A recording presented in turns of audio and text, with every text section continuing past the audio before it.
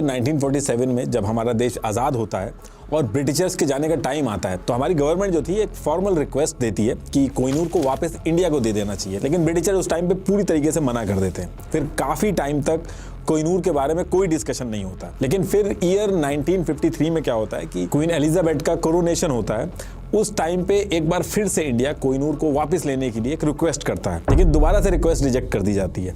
अभी तक कोहिनूर को वापस लेने के लिए जितनी भी रिक्वेस्ट की गई थी फॉर्मल डिस्कशन और लेटर्स के थ्रू इंडिया कर रहा था, कोई कोर्ट केस नहीं किया था। अब जब ये सारी चीजें हो रही थी तो ईयर 1976 में पाकिस्तान भी इंडिया को देख के इसमें कूद जाता है। पाकिस्तान कहता है कि कोहिनूर लाहौर की हेरिटेज है, लाहौर उस टाइम पे सिख अंपायर की कैपिटल था और ट्रीटी ऑफ लाहौर के थ्रू ही आप लोग कोहिनूर लेके गए हो, तो इसको हमें वापस कर दो। अब ये देख के तालिबान जो था वो भी कूद जाता है इसमें। वो कहता है कि दुर्रानी अंपायर का भी पार्ट रहा है कोहिनूर, तो हमें इसको वापस मिलना चाहिए, हमारा इसमें अधिकार है। ऐसे करके ईरान भी इसमें कहता है कि हमें मिलना चाहिए। अब ब्रिटिशर्स ये सारी चीजें देख के जितनी भी कंट्री थी सबको मना कर देता है, सबकी रिक्वेस्ट रिजेक्ट कर देता है। वो सिंपल एक चीज कहता है कि कोहिनूर लीगली ब्रिटेन को मिला है, इसलिए आपका इस पे कोई भी हक नहीं बनता। अब इसके बाद काफी टाइम तक कोहिनूर को लेके इंडिया के अंदर कोई डिस्कशन नहीं होता और फिर ईयर आता है 1997।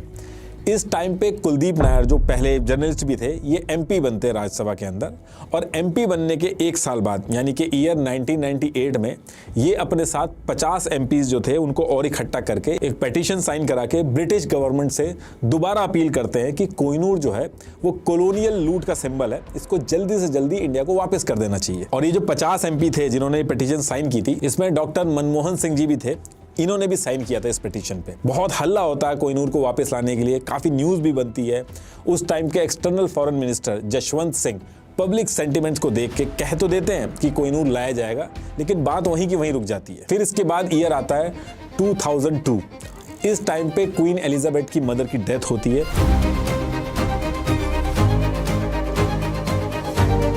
और उनका जो कॉफिन था उस पे क्राउन रखा जाता है जिसमें कोहिनूर लगा हुआ था। अब ये सारी चीजें लाइव टेलीकास्ट इंडिया के अंदर भी हो रही थी और ये चीजें देख के इंडिया की जो आम जनता थी वो फिर से कहने लगती है, फिर से डिमांड करती है कि कोहिनूर वापस आना चाहिए। इंडिया के अंदर सिख कम्युनिटी जो थी वो भी बहुत गुस्सा हो जाती है कि कोहिनूर लंबे टाइम तक सिख अंपायर की विरासत रहा है, इसको वापस लाके कैसे भी करके अमृतसर टेम्पल में लगाना चाहिए। सेम टाइम पे जगन्नाथपुरी टेम्पल के जो ऑफिशियल्स थे वो भी कोहिनूर को वापस लाने की डिमांड करते हैं कि कोहिनूर कैसे भी वापस लाओ। महाराजा रंजीत सिंह जी की विश थी कि कोहिनूर जगन्नाथपुरी टेम्पल में जाना चाहिए और इस टाइम पे आए दिन न्यूज़पेपर में ये चीजें छप रही थी और बैक टू बैक कोर्ट के अंदर PIL भी फाइल होने लगी थी कि कैसे भी करके इंडियन गवर्नमेंट ब्रिटिश गवर्नमेंट के ऊपर प्रेशर बनाए और कोहिनूर को वापस लेके आए। इस पे तो इंडिया का हक है, ये इंडिया की हेरिटेज का पार्ट है। सारी PIL में से 2016 में एक PIL डाली थी all India human right and social justice front NGO ने। इन्होंने PIL डाल के रिक्वेस्ट करी थी कि गवर्नमेंट कुछ ना कुछ तो स्टेप उठाए। मामला कोर्ट में कई दिनों तक चलता है और गवर्नमेंट की तरफ से सॉलिसिटर जनरल रंजीत कुमार ये कह देते हैं कि कोहिनूर ना तो चोरी हुआ ना ही जबरदस्ती अंग्रेज इसको लेके गए, ये तो अपनी मर्जी से दिया गया, तो ऐसे हम क्लेम नहीं कर सकते। और अगर हम ऐसे क्लेम करेंगे तो कल को हमसे भी कोई दूसरी कंट्री कोई ना कोई चीज को लेके क्लेम कर देगी। अब जैसे ये न्यूज बाहर आती है लोगों के सेंटिमेंट्स गवर्नमेंट के खिलाफ होने लगते हैं, न्यूज बनने लगती है और बात जब बहुत ज्यादा बढ़ जाती है तो गवर्नमेंट जो थी वो अपना स्टैंड उल्टा कर देती है और कहती है कि इंडिया कोहिनूर को ही बिलोंग करता है, लेकिन इसको लीगली लाने में दिक्कत आ रहे हैं, अभी चैलेंजेस आ रहे हैं, लेकिन हम लोग इसको वापस लेने के लिए जो जो स्टेप्स होते हैं वो उठाएंगे। और एक्चुअल में भी कोहिनूर को वापस लाने के लिए लीगल दिक्कतें आ रही थी। Antiquity and art treasure act of 1972 government को अलाउ तो करता है कि वो अपनी वैल्यूएबल हिस्टोरिकल ओनरशिप के लिए दावा कर सकते हैं, लेकिन इसमें भी ये दिक्कत थी कि ईयर 1972 के बाद के जो आइटम है उनके लिए एप्लीकेबल होता था। इसका यूज इंडिया जो था वो लीगली कोहिनूर को वापस लाने के लिए नहीं कर सकता था। और दूसरी चीज, इंडिया और ब्रिटेन दोनों ने यूनेस्को कन्वेंशन साइन किया है और उसके आर्टिकल 7 अलाउ करता है कि एक कंट्री दूसरी कंट्री पे लीगल एक्शन लेके अपना कल्चरल आइटम या खजाना वापस ले सकती है।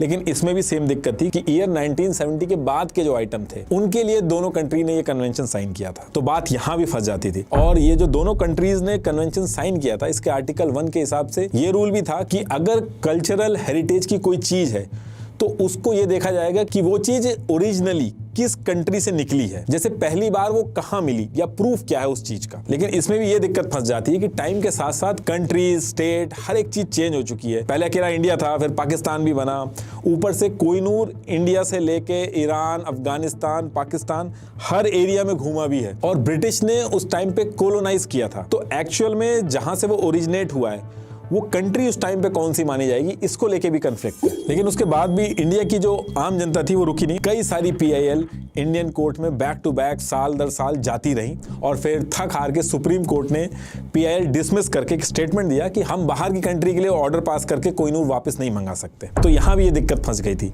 लेकिन इन सब चीज़ों के बाद भी आम जनता का प्रेशर इतना रहता है कि गवर्नमेंट को टाइम टू टाइम स्टेटमेंट देके लीगल बैटल लड़नी होती है ब्रिटिश गवर्नमेंट के साथ कोहिनूर को वापस लाने के लिए।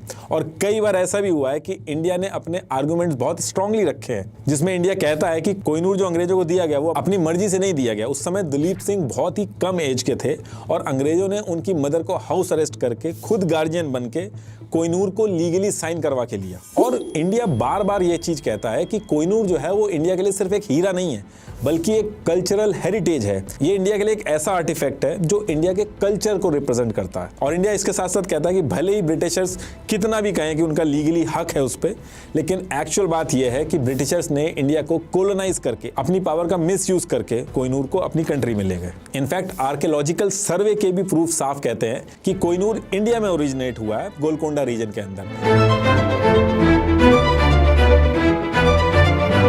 और इसके साथ साथ सबसे लंबे टाइम तक इंडियन रूलर्स जो थे उनके पास कोहिनूर की ओनरशिप रही है। लेकिन ब्रिटिशर जो है इन सारी चीज़ों पे अपना एक ही आर्ग्यूमेंट रखते हैं कि देखिए ट्रीटी ऑफ लाहौर के थ्रू लीगली कोहिनूर को हमने एक्वायर किया है, आर्टिकल 3 में साफ ये चीज़ मेंशन है और 150 साल से कोहिनूर जो है वो क्राउन का पार्ट है। और ऐसे अगर हम कोहिनूर दे देंगे तो पूरी दुनिया के जो म्यूजियम है, इंग्लैंड का जो म्यूजियम है, वो सब खाली हो जाएगा। क्योंकि इस तरीके से तो कोई ना कोई कंट्री किसी न किसी कंट्री के म्यूजियम में या आर्टिफैक्ट को क्लेम करके वापस मांगने की डिमांड करेगी। और जो मैंने इससे पहले जो एक चीज़ बताई थी कि अंग्रेजों ने एक छोटी सी सेरेमनी की थी, उसके बाद कोहिनूर को लिया था, उसका रेफरेंस भी ब्रिटिश ऑफिशियल्स देते हैं। और इसके साथ साथ ब्रिटिशर्स कहते हैं कि चलो अगर हम दे भी दें तो दें किसको?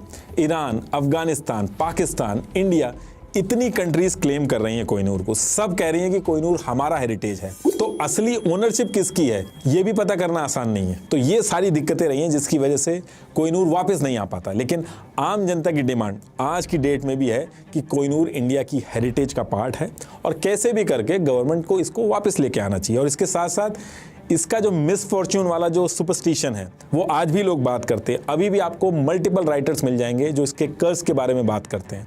जब 8 सितंबर 2022 को क्वीन एलिजाबेथ की डेथ हुई थी और उसके बाद किंग चार्ल्स जो थे वो किंग बने थे,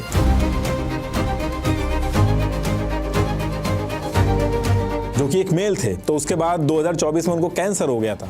तो फिर से कोहिनूर के कर्स और ब्लैक मैजिक के जो किस्से थे वो स्टार्ट हो गए थे कि भले ही किंग जो थे वो कोहिनूर अपने पास नहीं रखते थे, लेकिन क्योंकि एलिजाबेथ की डेथ के बाद टेक्निकली कोहिनूर की ओनरशिप इनके पास आ गई थी, एक मेल के पास आ गई थी, इसलिए ये सब हुआ। और लोग हमेशा एग्जाम्पल देते हैं कि कोहिनूर का इंग्लैंड की धरती पे आने से पहले ब्रिटिश एम्पायर के under Asia, Africa, Europe, America, Australia, ये सब आते थे। लोग कहते थे कि ब्रिटिश एम्पायर में कभी सूरज नहीं ढलता, लेकिन आज की डेट में अगर आप देखोगे तो ब्रिटेन एक छोटा सा आइलैंड नेशन बन चुका है। और अभी भी मल्टीपल राइटर्स हैं जो ये चीज़ लिखते हैं कि ये कोहिनूर के कर्स की वजह से हुआ है।